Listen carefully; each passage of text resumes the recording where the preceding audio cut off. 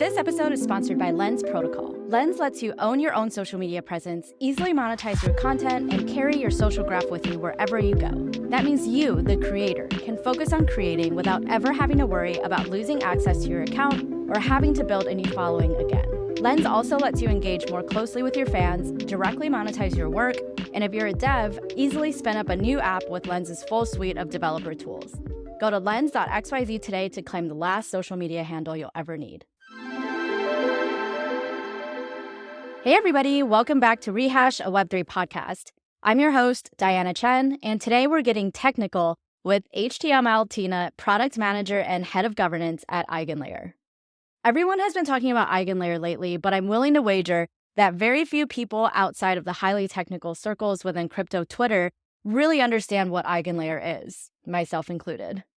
What I learned from my conversation with Tina is that there are a lot of moving pieces we need to understand in order to understand what EigenLayer enables, including staking, restaking, liquid staking tokens or LSTs, rehypothecation, oracles, slashing, and a lot more. The good news is that Tina does a great job of explaining these concepts in an easy to understand way, but I would highly encourage any of you listening to reach out to Tina directly on Twitter at HTML_Tina, or join the Rehash Discord server if you have any follow-up questions or would just like to chat more on these topics. I truly learned so much from speaking with Tina, and I can't wait for you all to hear my conversation. Tina was nominated by me, Diana Chen, and voted onto the podcast by Richie Bonilla, David Phelps, Jimmy Chain, Tim Black, D Thinks Web3, Anay Sim, and Justin Conley. So without further ado, here's my conversation with Tina. Hey, Tina, welcome to the podcast. How are you doing today? Hi, I'm good. How are you? I'm doing well. Thanks for joining me after hours. I know it's nighttime for you already, so I appreciate you taking the time. And I'm really excited to talk to you about some more technical things. On Rehash, we don't often talk about very technical concepts. I think we've had like one technical episode per season. Last season, we had Jimmy Chain on to talk to us about some more technical concepts, and that's kind of what this episode is going to be for this season. So I'm just going to warn you ahead of time. I might ask some dumb questions. My knowledge of these things is super limited, so you'll have to be patient with me as we go through some of these really challenging and complex topics, but I'm really excited to get into it with you, and so let's just go ahead and dive right on in. I'm so excited, and thank you for giving me the chance to chat because you're one of the best interviewers in the space, so I'm super excited. Oh my gosh, thank you for saying that. So the first thing I want to start with is restaking. And I guess if we're talking about restaking, we should first start by talking about staking, right? So I think our listeners probably have some vague idea of what staking is. I think in short, and tell me if I do a good job of this or if I totally butcher it, but in short, I think what staking is, it just means basically locking up a token like Ethereum, for example, as collateral in exchange for some reward. And the reason that you might want to lock up your token, like your Ethereum, for example, is that you can help to make the network more secure. You can increase your chances of becoming a validator, which is somebody who proposes new blocks on chain and attests to the validity of other blocks. Is that an okay explanation at a basic level of what staking is? Yeah, that is more than okay. That is on the nose. My go-to for explaining to people is giving them like 2 reference points. So oftentimes I find it's really hard to understand crypto terms and concepts in the context of solely just Web3 products. So I often point them to rehypothecation, and the act of restaking and staking was pulled from the traditional finance world for rehypothecation. So that's a really good reference point for them to look into. And then the act of staking, that's similar to if you were to give a friend in the playground a toy and you were to state to them like, hey, if you hold this toy for me for approximately 5 days, not only will you get more toys, but we'll be able to build like the community playground a lot stronger. So that's how I've been kind of explaining it to my friends outside of crypto, because I find when you state like rewards, validator schemes, that's really easy to get confused in what those terms mean. And I think that the community strength and consensus, and then yield and rewards for the individuals is a really clear way to communicate that. I love that playground analogy. I think it's right on the nose, and I've never heard an analogy like that before. So kudos to you for coming up with that. And then just because you mentioned rehypothecation, and to make sure we're on the same page, rehypothecation is basically when a financial institution uses assets or collateral that have been pledged to them to secure its own borrowing or trading. So essentially like using assets that have already been pledged as collateral to obtain additional financing. Yes. Yeah. That's you don't even need me here. You're like killing it. And that's exactly what restaking is. It's giving people the ability to use already staked assets and reallocate them to another staking provider. And what this does is it both uses Ethereum as security layer and then also allows them to utilize these assets in lending and a lot of other DeFi primitives within the space. Okay, so going back to staking. So I'm staking some ETH, for example, and then some time passes, and then I decide to unstake that. At that point, what sort of decision-making process am I going through in my head to decide whether I want to keep that Ethereum unstaked or if I want to restake that? Yeah, so I think there's multiple different factors that I think of, particularly as someone that has been on the staking side and then also on the protocol builder side. And the first I would think is like, what is the on-ramp fees? So like, what is the potential fees that you had to pay when you were initially depositing and going into your maintenance and participation of staking within the protocol? And then what is the withdrawal fees? Is there potentially like an epoch period that you can withdraw in? Does it have to do a direct withdrawal? So what an epoch period is some of the staking programs have a specific period that you can withdraw in. And this is by the distribution of awards. And if it's within that period, that means that sometimes based on your jurisdiction, you may have to pay capital gains tax on it. There may be other tax jurisdiction factors. So all of those different factors based on the withdrawal limits, the actual TVL limits, and then the deposit fees that you paid, those are all factors that users should be looking at when they're going into staking and how they could best optimize for what's best for them. Gotcha. Then we had a question from the community from George P. Beal on Twitter. He wanted to know what risks does restaking create and how does EigenLayer plan on managing those risks? Yeah, so I think one of the risks of restaking, it has already been established in the Vitalik article, is primarily using Ethereum as a security layer. But I don't think and Shriyam, our founder and the leader of the protocol, he's primarily addressed these issues.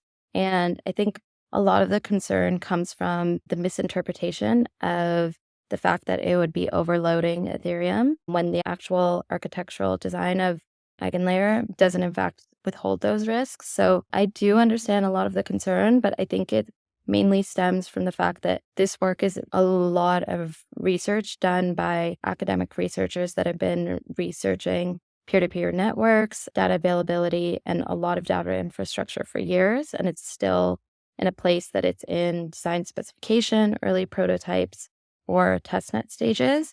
And it's really easy to protect different risks before it's launched to market. But I'm super excited to see how it actually goes past the auditing stage and how users react to it as well, too. I did notice when I was kind of trying to do my homework for this episode, how much research is a part of what you guys do at EigenLayer. And I guess that makes a lot of sense because you're dealing with a lot of new things that you're working on, a lot of things that potentially have risk. And so you want to make sure that you're doing that research and doing your due diligence before building in whatever direction you think is right to build in. And speaking of EigenLayer, I guess this would be a good time for you to tell people what is EigenLayer. I think EigenLayer is something that at least everybody on crypto Twitter has heard of, I would venture to say, but probably few really know what it is or could tell you much about it. So I'll let you explain what EigenLayer is. Yeah, so EigenLayer, or EigenLabs, call them, is primarily the R&D team that is contributing to both the EigenLayer protocol And the EigenLayer protocol is the restaking services that you see live on mainnet right now, and then the data availability product that the EigenLabs has been working on. And then we also have a stage 3 product that's coming soon that was outlined in our blog post, and that's more catered towards AVSs, AVSs being actively validated services. And primarily these 3 products are catered towards the validator, node operator, and rollup or infrastructure experience as a whole. And it's really trying to tackle the middleware problem of helping builders within the space provide the most optimal experience, and then also improving the developer experience for infrastructure as a whole. Okay, so going back to restaking real quick, one thing that is at the core of staking is that you have this trade-off that for staking your assets that are then locked up, you in exchange receive some sort of reward. And with LSTs, which are liquid staking tokens, if my understanding is correct, you're actually able to receive rewards and have liquidity of your staked assets with LSTs. Yes. So why restaking is so incredible is because you still get the benefits of utilizing your staked assets in other DeFi protocols. So if I had a staked asset in, let's say, Lido or Rocket Pool right now, I could still be involved in a collateral position in another DeFi protocol with these same stake assets. And what this does is it allows both like constant liquidity in DeFi markets as a whole, but then also allows lending markets to take advantage of interest rates. Because if assets are locked up in staking, then that's liquidity that's being locked up and fragmented from, let's say, DeFi protocols that have hedging positions or AMMs that are primarily presenting different options or derivatives for users within the market. So it allows like more free autonomy for liquidity within the market. And then it also allows for interest rates and market liquidity to be more free within DeFi markets as a whole. And this is really cool because it'll mean that institutional markets will potentially be interested, because when market liquidity has more flow of funds and like it's more freely promoting economic activity, this means that oftentimes institutional markets that find like a certain position or a certain staking provider, there's volatility or risk exposure assessed with it. They won't have the same level of risk exposure if they're staked assets, but then they can use those same staked assets in a lending position or another DeFi primitive, because then their risk exposure is diversified across these different assets and then across these many different positions. So it alleviates a lot of the risk that goes into going into specific DeFi derivatives or options or products within the market, and then allows them to enter more positions. So that's from a financial perspective. From more of a technical perspective, is there also an advantage there to using LSTs? Yeah, so the technical advantage of LSTs more so is like the instant liquidity that it provides for validators, and also the ability to participate in governance. So like when you stake your assets or delegate, oftentimes that means that you don't have the chance to participate in on-chain governance. So having the ability to do so, that enables more action and on-chain engagement, because users will have the ability to do both. How important would you say decentralization and self-custody is in liquid staking services? So important.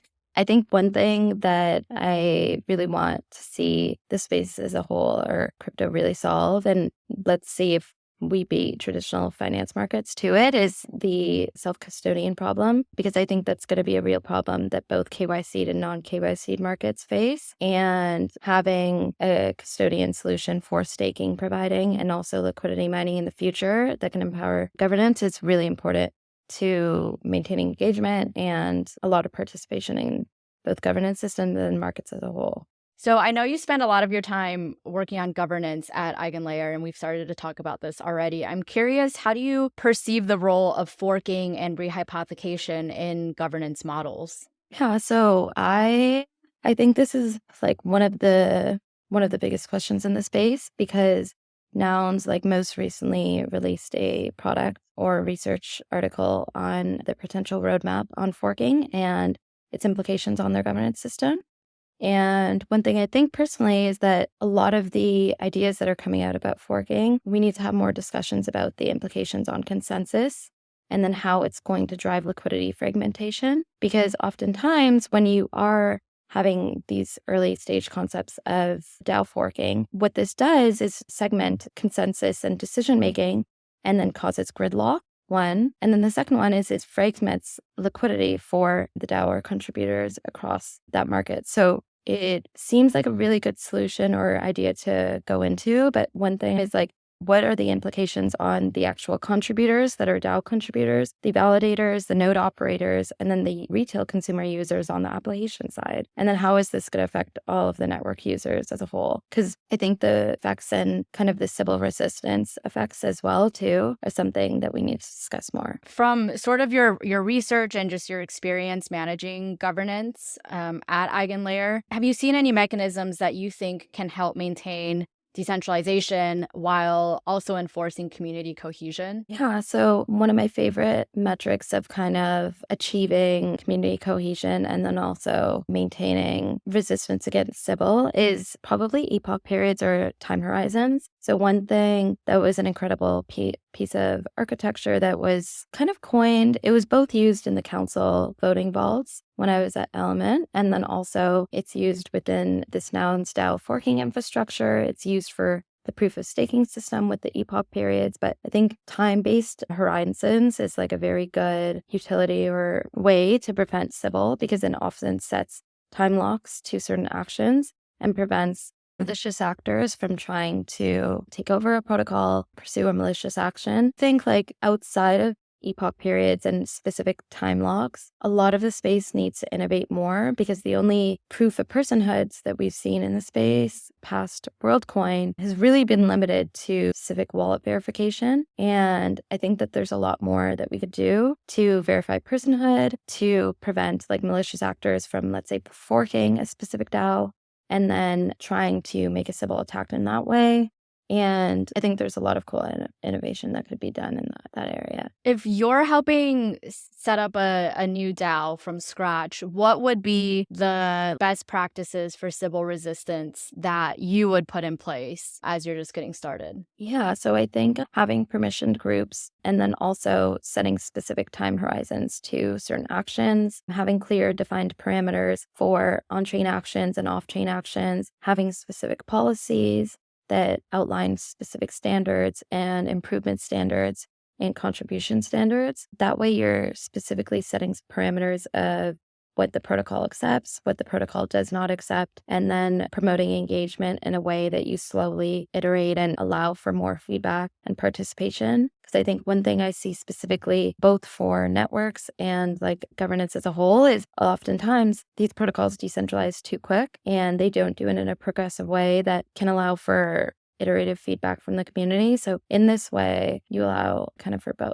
How do you think LSTs are going to affect decentralization for DeFi protocols? Yeah, so on a protocol revenue stand, when you utilized stake assets and then restaked assets, those stake assets are contributing protocol revenue to that original protocol and then to, let's say, EigenLayer protocol or the other protocol that is enacting this action of restaking. That means that there's going to be at least like 3 protocol revenue streams from this. One thing I think should be discussed in like restaking and LSTs as a whole is as LSTs are developed more and then DeFi protocols build on top of these existing LSTs, what are the potential protocol revenue implications for them? And then also, how is that going to affect the DeFi protocol's revenue streams? Because that means that that position is potentially going to be split in like 4 to 5 shares. So how can we still incentivize DeFi developers to build within the space and sustain like a sustainable like protocol revenue stream for both their developers and the protocol that they're building? Because it is at the end of the day, the dApps that are building on top of the infrastructure layer that are going to get mainstream adoption. Video powers the internet. But building with the most engaging form of media shouldn't be complicated or expensive. LivePeer's suite of developer tools, powered by the LivePeer network, make it easy to build performance video experiences affordably, at scale, and with no vendor lock-in.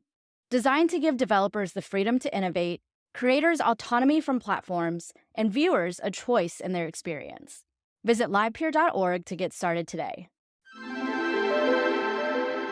Well, we have a couple of questions from the community, a couple more questions. The first is from Mihai673 on Twitter, said, can you restake in a council voting vault? So technically, if you wanted to restake in a council voting vault, that could be possible.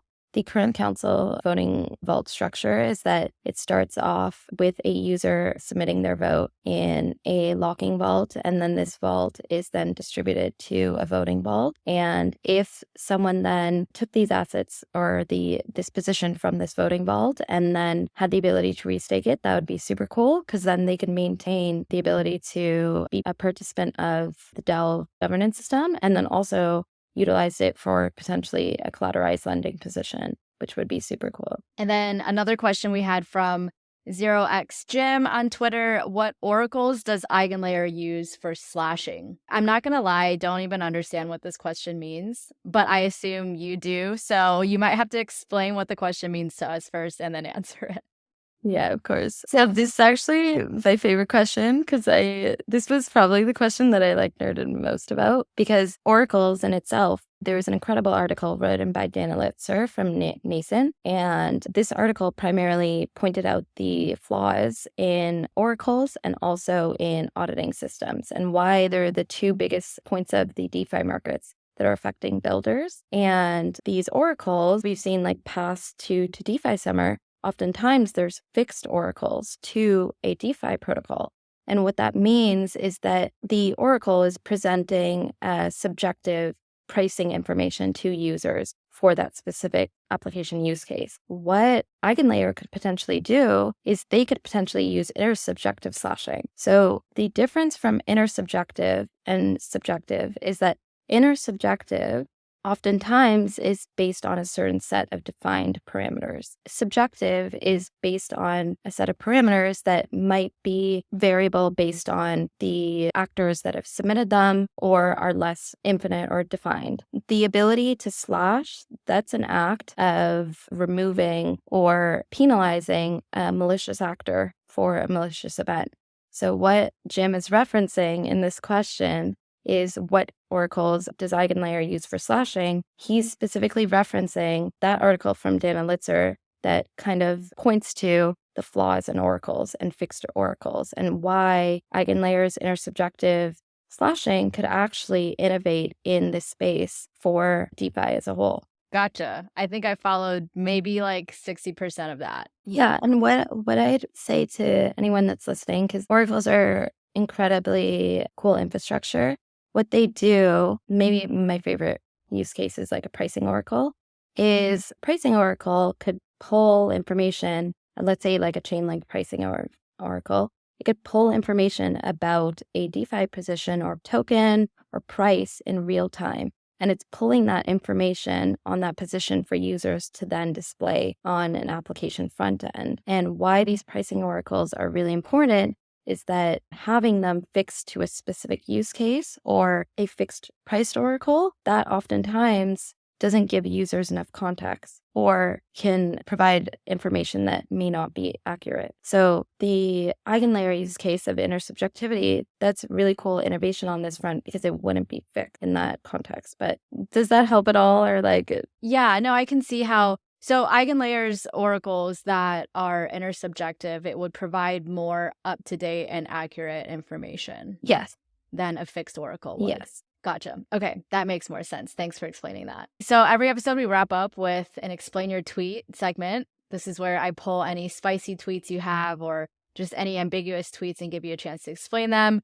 You don't have a lot of spicy tweets, especially recently. I think you've just been retweeting a bunch of stuff, and you're definitely not one of those unhinged tweeters that just tweet anything and everything that pops up. And I know that's something you've said too, is you don't put out a lot of spicy tweets and you have your own reasons for that. Do you want to share your thinking behind that? Yeah. So my general take is that oftentimes social media can remove the nuance of a lot of these discussions. And I don't think it's a very appropriate place to voice opinions on products, on things that might not be zero sum. And a lot of the takes that I see too, like building, let's say, a front or comments on another builder or another team or another product feature update, it oftentimes removes like the nuance of the fact that that team or those developers or the people that are building on that, they might have not had a hand in, let's say, the product direction, or there might have been another third-party influence in the decisions they had to make, or it was more so a legal and compliance issue. And I've been on the other side of like seeing those comments, and I think like, yes,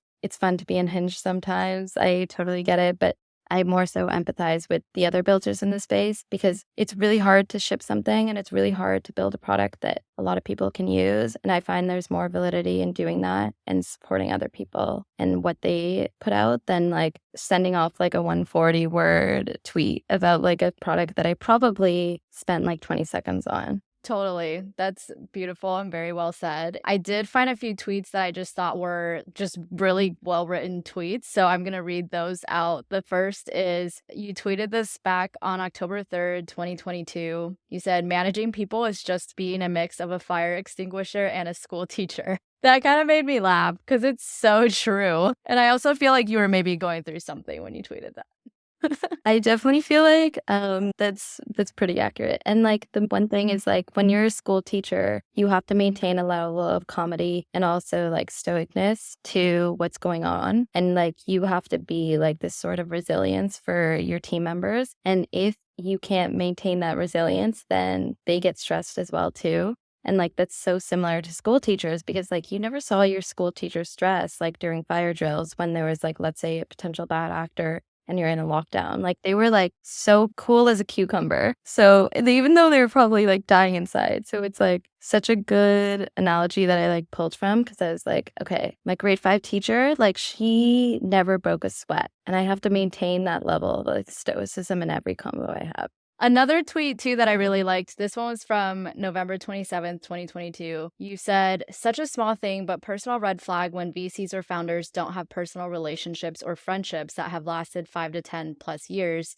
Shows that they don't understand interpersonal relationships and tending to relationships with water and care over the years. I wanted to pull that because I've never really thought about it that way, but I think it's such a good take. I honestly loved that tweet, and it didn't come from like a place of malice. It was more so like I was reflecting on my relationships and like that there's a lot of relationships that you will have that like they will be just people you will meet like every so months, but tending to them and like checking in on them and also making sure that those are relationships that you like contribute to and also you really like push each other and give them like the love and care that you can as both a friend, a colleague, whatever capacity you are in. But like one thing, both when I was interviewing early in my career and I take as a like a point of reference now is like, has that team been together for many years? And like one of the things I really loved or like looked for as both a candidate and someone that was who recently joined EigenLayer is like, and I want to stress to a lot of the young folks that are listening is like,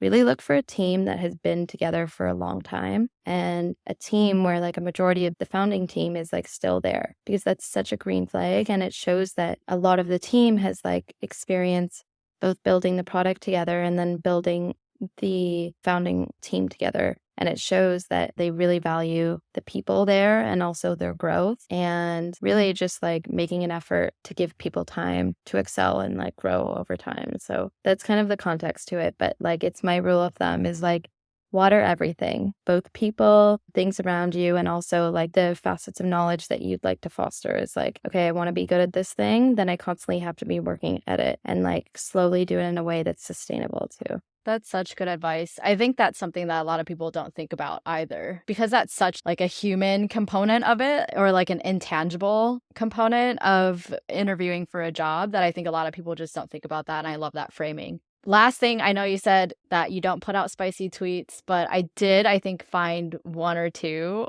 One of them, you said, this is from March 20th of this year. You said, you can really tell which DeFi protocols are built by people that haven't traded a day in their life. That's a bit spicy, isn't it? Yeah, okay, yeah, it is. So I'm guessing there's no chance I get you to reveal any names that you are subtweeting. No.